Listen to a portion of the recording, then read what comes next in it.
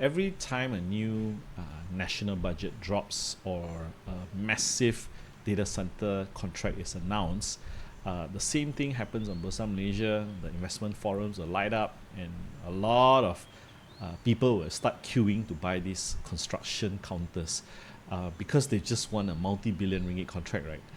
But while it looks like easy money, is it really a place where you can create wealth?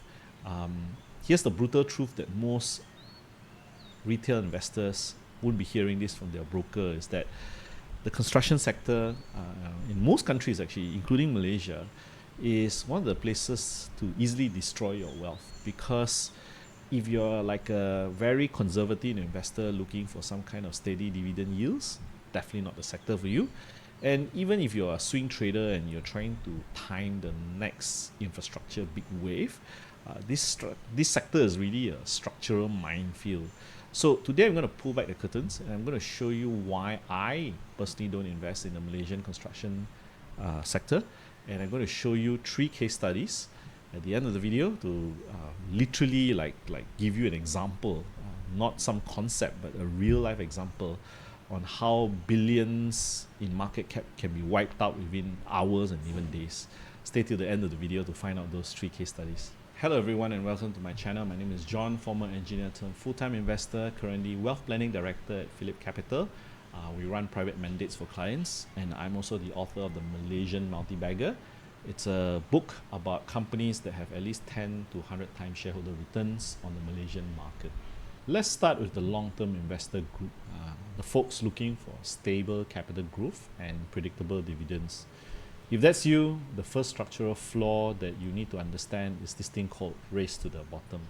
Now, you see, the Malaysian construction space is already very, very crowded, and you're not just competing with the hundreds of what we call local mid-tier guys, but you're also competing with the massive state-backed foreign conglomerates, especially from China, the CCC of this world, and they can massively underbid you because they know how to reduce cost by so much. They bring in foreign labor. I don't know how they do it, but they can do it. And this fierce competition alone will compress typical infrastructure project margins at around 12 to 15%. And once you factor in administration costs, taxes, financing, your net margin is frequently squeezed to single digits. And if you think about the construction industry, most of your clients would want what we call a fixed price contract. That means they give you a contract of maybe 2 billion, 3 billion, right? But within the construction time frame, whatever cost increase will likely be borne by the contractor itself. So if you think about rising commodity prices, especially steel, cement, labor costs, now with minimum wages going up and up in Malaysia, and you have a flat line of fixed income contract, fixed contract costs, and here you have continuous rising prices in your costs. So you are just being squeezed. And while these projects look massive, on paper, 20 billion, 30 billion, don't even look about the tens of billions. Let's just say 5 billion, 2 billion to 5 billion kind of size. How are these guys who are being squeezed in terms of margin going to generate free cash flow to be able to pay their shareholders any sort of dividend? And even if the dividend is being paid, most likely, and I've seen cases of this happening before, is that they take on debts to actually pay dividend. Now, is that something sustainable for you guys who want to find that kind of dividend recurring income? It should be generated from free cash flow rather than debt, right? So there you go. I think first reason why construction companies, especially to the guys looking for dividend, and I'm pretty sure you guys are well aware of this, is definitely not in the construction sector. But wait, I hear you, those swing traders will say, yeah, I don't care about long-term margins. I just want to buy on rumors, sell on news. I think that's a very, very famous phrase, right? So I'll ride the hype. These guys will say, I'll ride the hype when a project is announced and get out before things actually get south. Now, while in theory it sounds great, but here is why trying to time the market, especially in the construction sector, is actually quite a dangerous game. Now, first you have to understand 2 things. The first thing is this term called the order book, And the second thing is this thing called the execution phase. So the hype phase, in which a contract is announced, it gets into the press, the price will shoot up very, very fast. And what happens, especially for humans who make decisions, is that when they see the price grows up, how many will have the discipline to say that, okay, I've made enough profit? Enough is very subjective. Enough can mean 100%. Enough can mean 20% for some people. Enough, some people say, if I'm not making 200%, it's not enough for me, right? So swing traders, I know you guys love trading the announcement of a project. The stock pops, everyone celebrates. Very quickly, the market gets exhausted. It needs to move on to the next idea. And when the company enters the execution phase, for the next 3 to 5 years, there's nothing exciting. I mean, you can announce project milestones, but that's about it, right? Then there's this grueling, very muddy on-site problems, operational problems that they have to solve. And once the news flows dries up, the stock price will slowly deflate, or sometimes even faster. And then the market realizes it takes half a decade to see this so-called paper profits turn into real cash. So for the swing traders, I think maybe they'll say that, I'll do it very fast. Within a week, I'm in and out. But I'm going to show you some case studies where even 48 hours could turn very, very sour. I'll share with you another point, especially for swing traders. You have to realize that the market also consists not just of retail, but a lot of it is influenced by institutional money. And institutional money has, for the lack of a better word, massive information arbitrage. By the time you read a headline in a financial news portal about a company securing a multi-billion-dollar contract, data center contract, the funds have likely been accumulating for a few months already.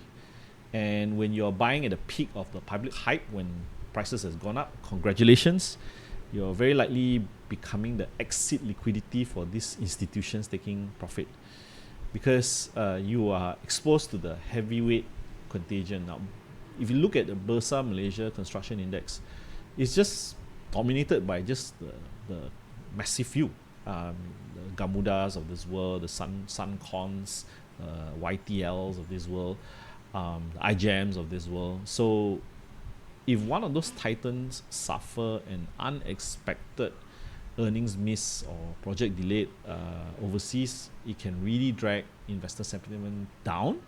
And that's where even your perfectly timed mid-cap, the middle tier construction players, get completely wrecked, because the index sentiment will bring down the entire market, right? So that's why, sometimes the rules of the game may not favor the retail investor. Now, if you think I'm being overly pessimistic and try to sell you a doom and gloom story, let me share with you 3 case studies that I've watched, been humbled enough to watch over my investing career.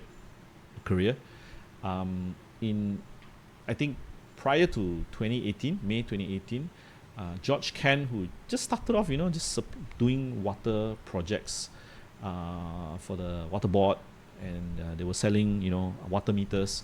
And all of a sudden, he got into more and more construction projects. And lo and behold, prior to May 2018, it was actually a stock market darling, right? They pivoted from this very boring water meters to rail infrastructure, and then they secured this massive contract to build the LRT3 project. It was a 9 billion contract to them, and the stock hit an all-time high of 4 ringgit, because everyone assumed that there are political ties guaranteed future contract wins like MRT3 and the HSR. Okay, then what happened? The 2018 general election happened. The coalition government at that point of time changed overnight, and then new administration immediately pulled the plug on all mega projects, and they reviewed all the spending. And when the market reopened, George Ken hit limit down 2 consecutive days. Two consecutive days limit down, right?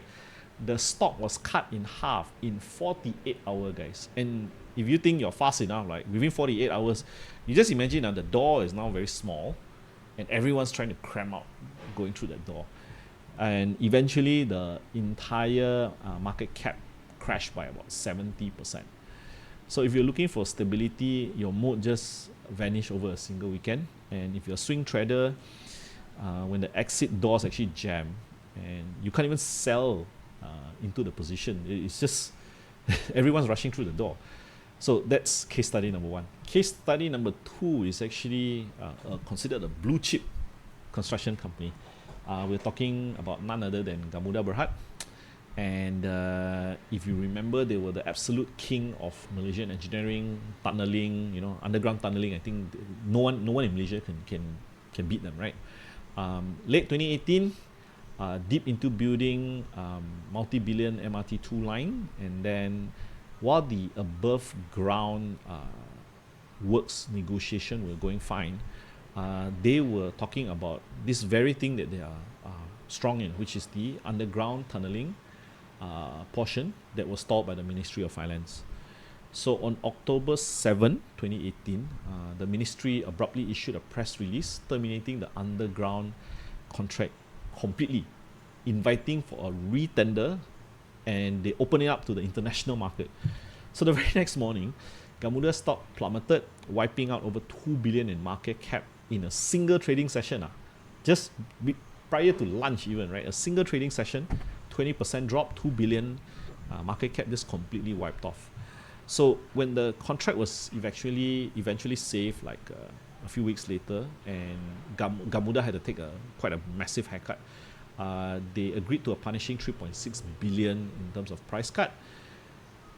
It also proves to you that just one government press release about project cancellation can really ruin the market's confidence and create panic and create this market wipeout of the reputation and the gain that you have built over many years. So even blue chip construction are actually not immune. So a final example is actually from recent history, and it's about the Kuala Lumpur Singapore High Speed Rail, or HSR as it is typically known. So that was the most anticipated utility or infrastructure project that was on the tongues of everyone on Bursa Malaysia, especially those invested in the construction industry. And they were hoping, a lot of these swing traders or investors, so-called, were hoping that the MRCB, or the Malaysian Resources Corporation Berhad, tie-up with Berjaya was actually going to win this bid, right? The stakes were very high, and in December 2024, MRCB just abruptly announced it's actually withdrawing from the JV with Berjaya. And they wanted to focus more on strategic lower risk opportunities rather than this HSR, which they deem as higher risk, right?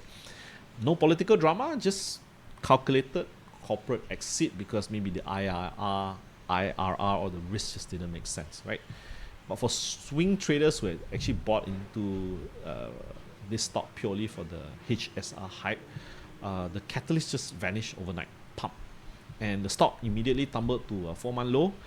The next morning, reminding everyone that sentiment-driven rally can deflate really fast. With that last example, I think I've highlighted the point about how the industry economics is actually very brutal, and because of the risks involved, because of the nature in which how contracts are awarded, I think if you compare them to a very simple consumer company that keeps selling potato chips or soft drinks, even if the government just changes and supply chain cost actually fluctuates, a lot of these have cost pass-through mechanism to the consumer.